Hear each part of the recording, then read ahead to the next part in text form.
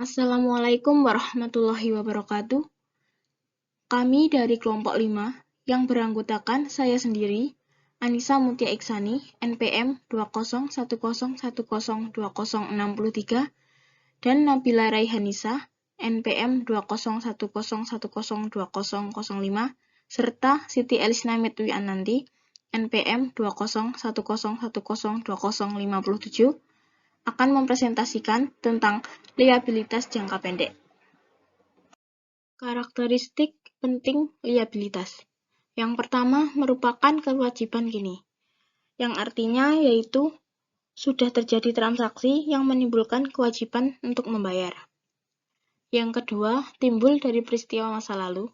Yang ketiga, mengakibatkan arus keluar dari sumber daya seperti kas, barang, dan jasa. Apa sih liabilitas jangka pendek? Liabilitas jangka pendek merupakan kewajiban atau juga biasa disebut dengan liabilitas lancar, yaitu di mana kewajiban jatuh tempo selama siklus operasi normal atau 1 tahun jika menyelesaikan lebih dari 1 siklus setiap tahunnya. ISAB sebagai bagian dari kerangka konseptual juga mendefinisikan liabilitas sebagai kewajiban perusahaan masa kini yang timbul dari peristiwa masa lalu. Penyelesaiannya diharapkan mengakibatkan arus keluar dari sumber daya perusahaan yang mengandung manfaat ekonomi. Yang selanjutnya, pelaporan liabilitas jangka pendek. Liabilitas jangka pendek dilaporkan jika salah satu dari 2 kondisi terpenuhi, yaitu yang pertama, pihak liabilitas tersebut diharapkan akan diselesaikan dalam siklus operasi normal.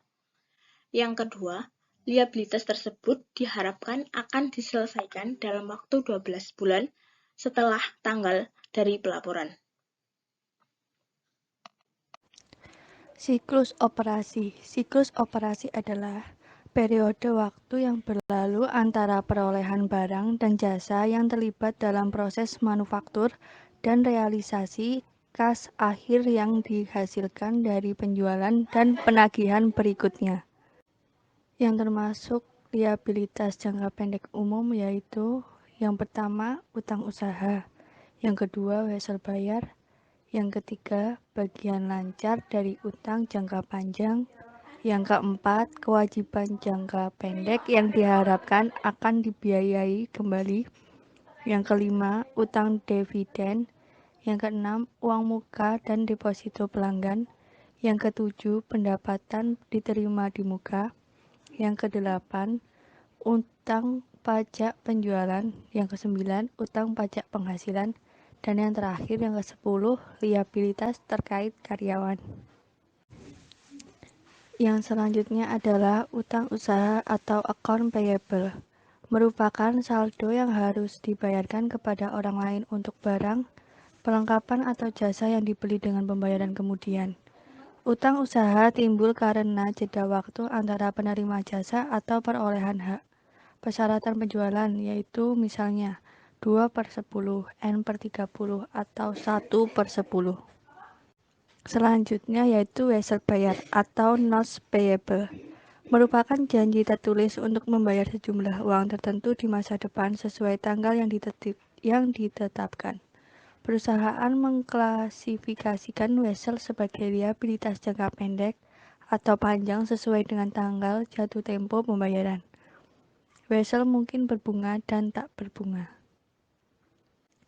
Selanjutnya yang ketiga, bagian lancar dari utang jangka panjang yaitu bagian dari obligasi, wesel hipotek, dan utang jangka panjang lain jatuh tempo dalam tahun fiskal berikutnya sebagai liabilitas jangka pendek.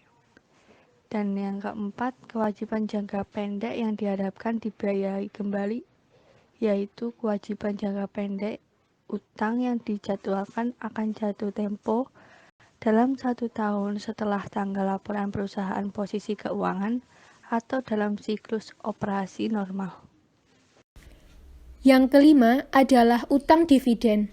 Utang dividen tunai atau cash dividend payable adalah jumlah yang harus dibayar perusahaan kepada para pemegang saham sebagai akibat dari otorisasi dewan direksi atau dalam kasus lain suara pemegang saham. Pada tanggal pengumuman, perusahaan mengasumsikan liabilitas menempatkan pemegang saham dalam posisi kreditor dalam jumlah dividen yang diumumkan. Oleh karena perusahaan selalu membayar dividen tunai dalam waktu 1 tahun pengumuman, umumnya dalam waktu 3 bulan, perusahaan mengklasifikasikan dividen yang diumumkan sebagai liabilitas jangka pendek. Di sisi lain, perusahaan tidak mengakui dividen akumulasi, tetapi dividen yang tidak diumumkan atas saham preferen kumulatif sebagai liabilitas. Yang keenam adalah uang muka dan deposito pelanggan. Liabilitas jangka pendek mungkin meliputi deposito tunai yang dapat dikembalikan atau returnable cash deposit yang diterima dari pelanggan dan karyawan.